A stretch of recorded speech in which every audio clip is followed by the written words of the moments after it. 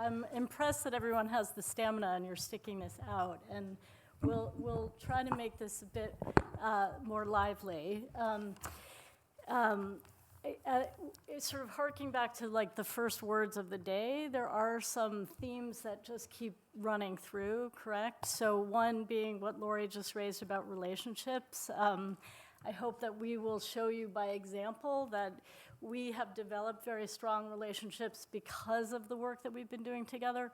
Another is that regardless of what the issue is, the psychological and emotional trauma for all people in Ukraine is fairly consistent.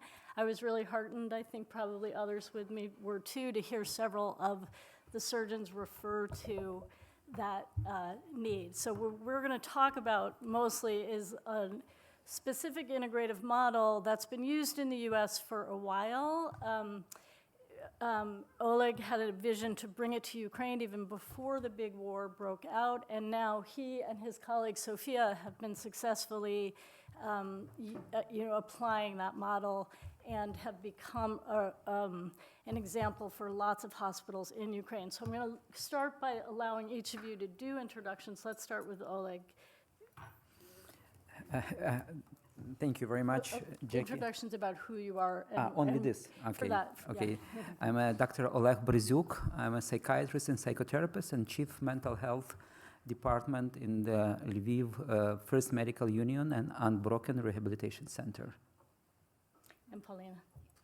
My name is Dr. Paulina Tessler. I am a consult liaison psychiatrist at Brigham and Women's Hospital here in Boston, and I run our division of women's mental health and reproductive psychiatry as well. And Sophia? Hey, my name is Sophia, and I'm a psychiatrist and psychotherapist as well. And it's my boss in there, so I'm a little bit stressed tonight. Hi, You're Ola. right. You're right. Watch out. Yeah, I'm trying to keep up.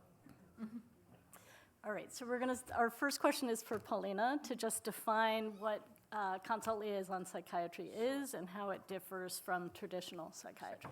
So I actually went to look up a little bit of the history of consult liaison psychiatry when you asked me to do this, and it's also sometimes called psychosomatic medicine. And it turns out that the field began in the US in the early 1900s, actually in response to the changing climate because of World War I and World War II, and the recognition that you can't really have the surgeons and the psychiatrists in separate buildings because we are treating the same patients. So what consult liaison psychiatry is that we work in the medical setting. So we're psychiatrists who are very comfortable with very complicated medical and surgical patients. In the US, there's a special training pathway for that after psychiatry residency. And I would say the biggest difference between the work that I do and kind of a general psychiatrist is that a general psychiatrist has a very linear relationship with the patient, whereas we see ourselves as having kind of like a triangle relationship. We have a relationship with the patient and the medical team taking care of that patient, and we need to take care of both the patient and what they need and the medical team and what they need in order to be able to take care of that patient. So it's more, as Jackie's saying, it's collaborative. It can happen both inpatient and outpatient, but we have a different approach. What's also interesting too, something Paulina just alluded to, which I think is also a theme that we should be thinking about throughout these 2 days, which is healing ourselves, right? I mean, the trauma that practitioners are experiencing from what is happening in Ukraine, we need healing, practitioners need healing themselves.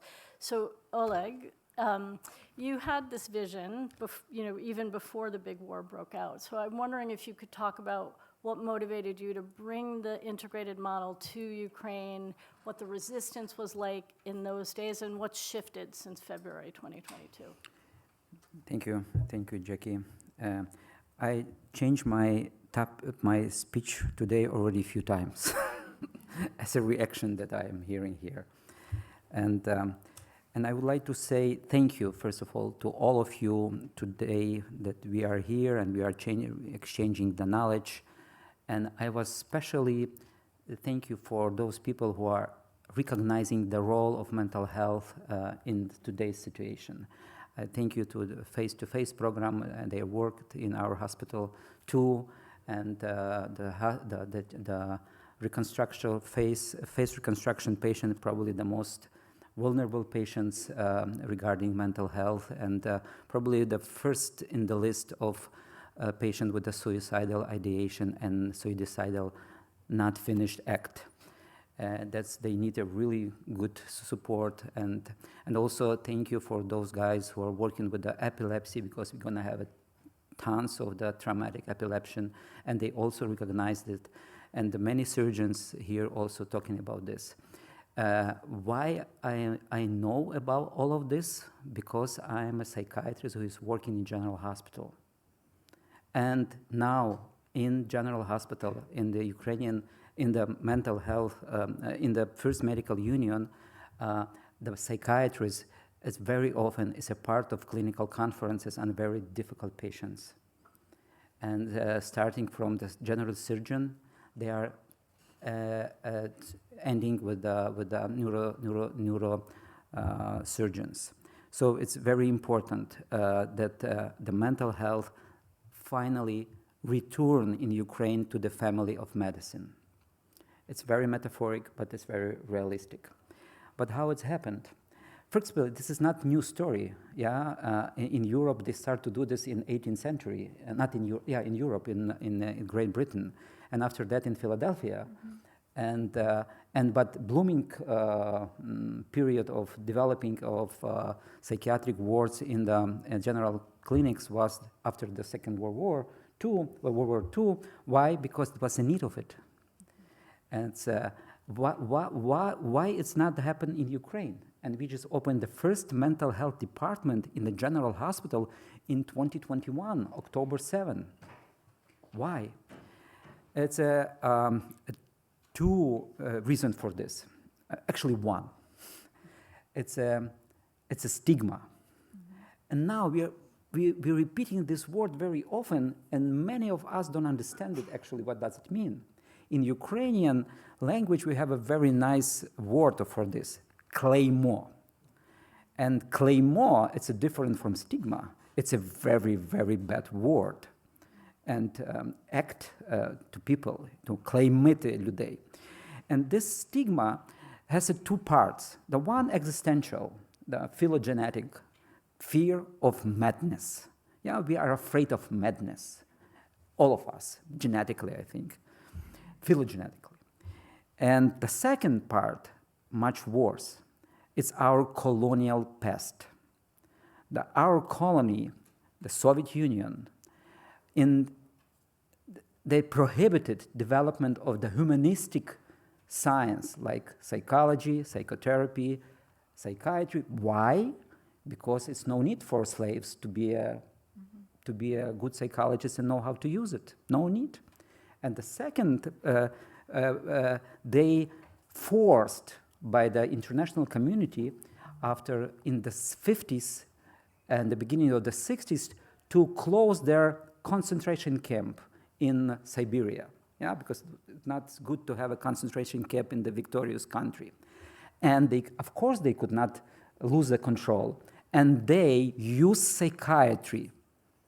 They use psychiatry to punish people. They made psychiatric hospital a prison. And this is not the metaphoric thing. This is the realistic thing. I used to be a doctor, psychiatrist, working in the old-fashioned psychiatric hospital. And I knew that nurses there told us about those days. When famous Ukrainian composer Ivasuk was a patient of one of the department in the psychiatric hospital, and he was so nice to them because he gave them a signed plativka. Records. And they were very happy about this. So, but he was punished by his independent position and a great influence on the population. So, and this punishment psychiatry made the very bad thing, the biggest stigma that people are afraid of. And to change it, we cannot rebuild the old hospital, isolated usually not in the city, and they isolated not only from people, they isolated from medicine. And I had a dream. A dream happened to be started in the United States. I always prepared to be an OB/GYN doctor from my nursing college history. And I came to the United States to study biology, to be a good OB/GYN in 1991. And I lived in Ukrainian village in Chicago. I love Chicago, except the weather. And next to our village, it's the St. Mary Hospital. Probably somebody from Chicago is here. And I just accidentally was touring the hospital. I don't remember the purpose. And I see the psychiatric department in the middle of the hospital. And I asked to get in. It was absolutely medical facility, like all others. And I started to have such a dream, even though I was preparing to be OB/GYN. But finally, I received second major psychology, and finally I became a psychiatrist in 10 years. So it was not happening, but just because. And I started to dream to have such a thing in Ukraine. And it was the circumstances that we started to do it only in 2020. And it was a great resistance. The doctors, especially surgeons, they were saying, why do we need this crazy house in our hospital? Now, surgeon is the one who say, no, we need them. You know why? Because the patient who working with psychologists, psychiatrists, they can discharge faster. It means it's helping them. But it also was resistant from the officials. I would remember forever that one of the ministry official said to my friend, they gonna do it only stepping over my dead body. And we did it.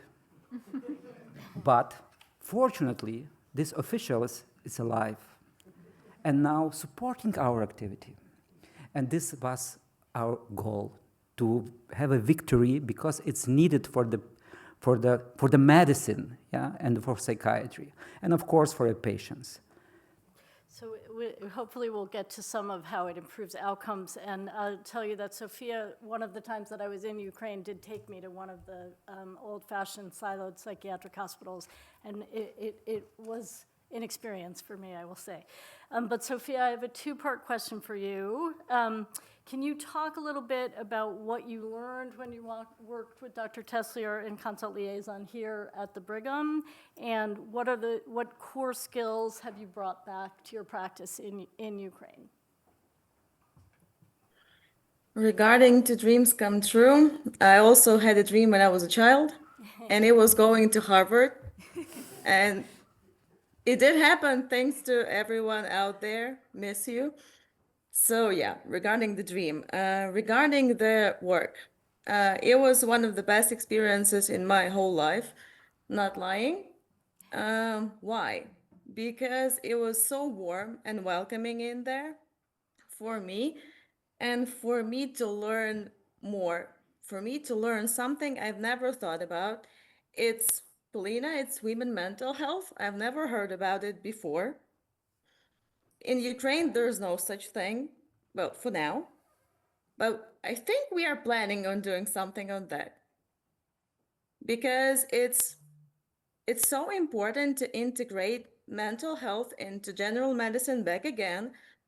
Me saying as the daughter of a surgeon, so I can say that it was very, very important for me to realize that human body is not just the body and the mind and the arms and the legs. It's like integrated, and we cannot see it from different points of view.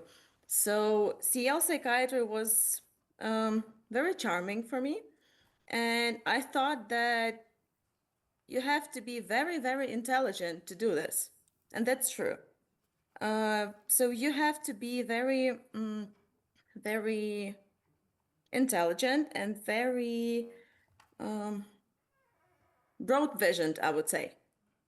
You have to know neurology, you have to know neurosurgery, you have to integrate all of your knowledge into your work And you have to collaborate with different specialists, especially surgeons and orthopedics, because sometimes, well, maybe it's better now, as Alex said before, but a few years ago, it was very, very hard for us to tell surgeons that they need us for treating patients.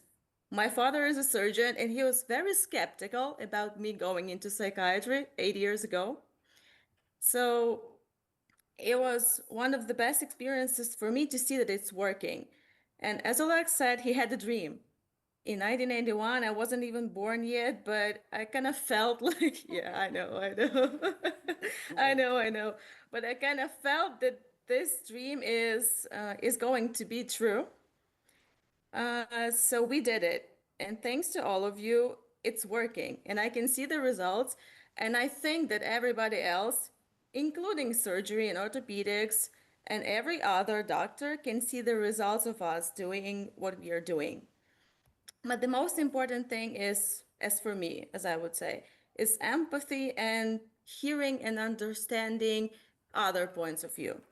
Like general medicine, I don't like the word general medicine, but still, we are part of general medicine and we are as helpful as everybody else. So, Oleg, can you speak a little bit about how you and Sophia really are starting to disseminate the model to other hospitals and other healthcare centers? First of all, we are the big union. First Medical Union in Ukraine includes 4 hospitals.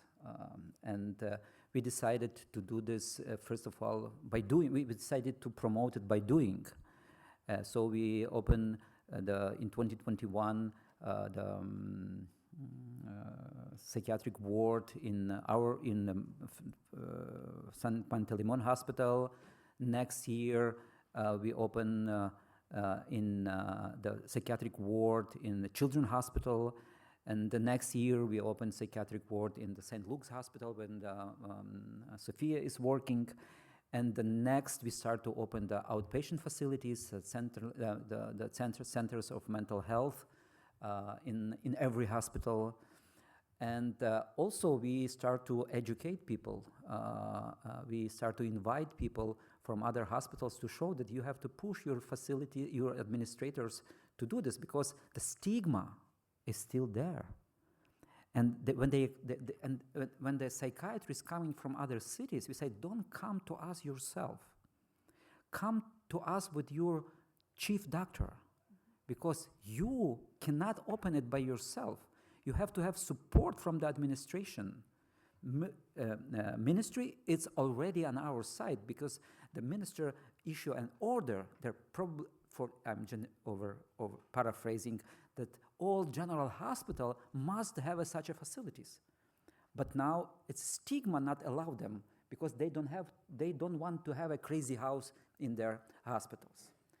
And but we today I heard about a lot of education. We have to educate people. This is not about madness. This is about the disease. And this is a very profitable, according to Ukrainian, how it's called, NCZU payment, yeah. And but it's a problem. We have lack of psychiatrists.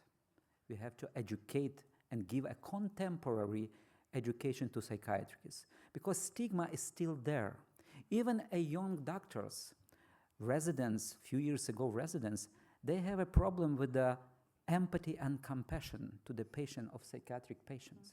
It's a very sad thing to acknowledge, because it's a stigma is going so deep, because the mad people, they are not the usual people. And this is a very important to understand. And sometimes we have a very difficult conversation with those people. But education, I hope, and the good results. And it's obvious. Now we have a problem, because to our psychiatric wards, we have a line. Patient waiting for a few weeks. Sometimes it's impossible with the acute psychosis. But for the other disorders, they are waiting for the few weeks to get to our hospitals, not to the old-fashioned hospital. Even though we made good for the old-fashioned hospital because they start to compete and they start to rebuild it, and they receive huge money from the government to rebuild it. It's good. But the walls, they're very important in psychiatry. Aesthetic circumstances, very important in psychiatry. But people and compassion and empathy is the instrument of healing. That's why we have to, the stigma is going to be there for a while, and we have to fight it. It's true, actually. I mean, at some of the siloed hospitals, you'll see that they're trying to introduce integrated modalities and practices. So it's interesting. It's worth visiting and seeing the contrast. But along the lines of stigma and resistance, I'm wondering, Sophia, if you can speak a little bit. We're talking about trainees, doctors. What about patient resistance? What's your experience there with patient resistance? Thank you for the question, but for me, honestly, the other doctors were more resistant towards us seeing patients than the patients were for most of the cases. And that was sad but true. But sometimes, as for me as a young woman, sometimes we have, well, I think Oleg would agree with that sometimes we have some issues with patients who do not trust young women in listening or caring or being empathetic towards people who had gone through torturing or some war trauma sometimes, and it's hard for us sometimes, but we have good results with being patient and giving those patients time. Yeah. So I would like to, it's we will talk about this tomorrow more precisely, but it's true that some young, but it's not only regarding women, also a man, but soldiers, especially the young one, the 20, 21, 25, they, I think, by their nature cannot open themselves.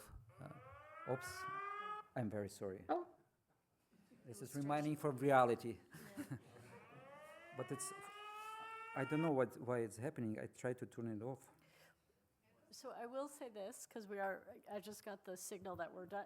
The conversation doesn't end with any of these topics, which, we're just brushing on. So is that in Lviv? I'm sorry. I don't yeah, know. it's here. Yeah. Be safe. Okay. So, sir, please, please. Yeah. So why don't we end, Paulina, with one word of advice for people? Yeah. Go ahead. Yeah, so I think we have the same resistance in the US, actually.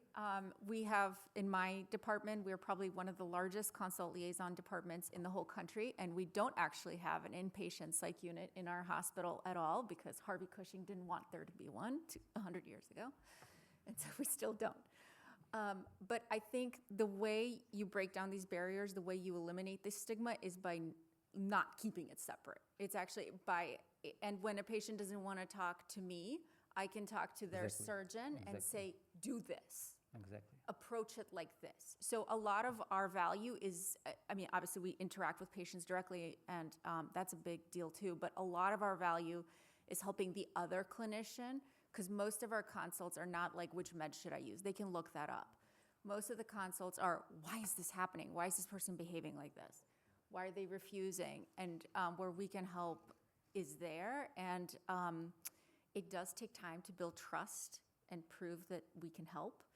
I mentioned women's mental health just because it happens to be what I do, but we probably do more of that than any other place in the country too, because our OBs over the last 15 years have learned that we help them. And so they refer to us more than any other OB department anywhere. Because I used to work in a different hospital and they were like, oh, I didn't even know I could talk to a psychiatrist. So when we show up and we help, it takes a little while, but then people catch on and then they want more and more of it. I'm glad that they pay for you, because in the US, the biggest problem is we don't. You will win. Thank you. Thank you.